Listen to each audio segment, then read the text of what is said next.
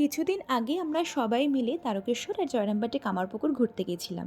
আমরা, মেজমানিরা, আমার বান্ধবীর মা আর একটা জেঠু।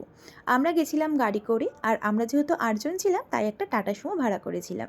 প্রথমে আমরা যাই তারকেশ্বরে, ওখানে গিয়ে দুধ পুকুরে একটু পা ভিজিয়ে নিয়ে লাইনে দাঁড়িয়ে পড়ি বাবার মাথায় জল ঢালবো বলে। ওখানে অনেকক্ষণ দাঁড়াতে হয়েছিল, কারণ তখনও মন্দির খোলেনি, 11টার সময় খুলেছিল। তো প্রায় 1-1.5 ঘন্টা দাঁড়িয়েছিলাম, গরমে ভীষণ কষ্ট পেয়েছি। অবশেষে বাবার মাথায় জল ঢেলে বেরিয়ে দোকান থেকে একটু কেনাকাটা করে তারপর আমরা একটা হোটেল থেকে খাওয়া দাওয়া করে নিই। তারপর আমরা আবার গাড়ি করে বেরিয়ে পড়ি জয়রামবাটি যাব বলে। ওখানে গিয়ে জানতে পারি যে 4টের আগে মায়ের মন্দির খুলবে না। অতক্ষণ কি করব, আমরা প্রায় 2 ঘন্টা আগে পৌঁছে গেছিলাম।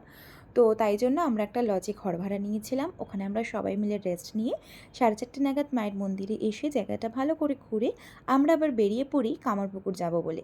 কামারপুকুরে গিয়ে গাড়ি থেকে নামার পর একটি মেয়ে আমাদের কাছে আসে, এসে বলে যে আমি আপনাদেরকে ঘোরাবো গাইড হিসেবে, আর সমস্ত জায়গার গল্পগুলো আপনাদেরকে বলবো। প্রথমে না না করেছিলাম, তারপরে আবার আমরা সবাই মিলে ঠিক করলাম যে না, ঠিক আছে, একটু আমাদের ঘুরিয়ে দেখাক জায়গাটা। আমাদের জায়গাটা যেহেতু অলরেডি ঘোরা অনেকবার, তাই ভেবেছিলাম দরকার পড়বে না। কিন্তু মেয়েটিকে নিয়ে সত্যি অনেকটা সুবিধা হয়েছে। ও খুব ভালো করে পুরো জায়গাটা আমাদের ঘুরিয়ে দেখিয়েছে, আর প্রত্যেকটা জায়গার সম্পূর্ণ গল্প আমাদেরকে বলে বলে মেয়েটা শুনিয়েছে। মেয়েটির নাম হলো রিয়া। ওখানে গিয়ে যদি কখনো তোমাদের রিয়ার সাথে আলাপ হয়, তোমরা ওর সাথে ঘুরে দেখতে পারো, ভীষণ ভালো লাগবে। তাহলে চলো, আজকের মতন এইটুকুই, আবার দেখা হবে নেক্সট ভিডিওতে। টাটা।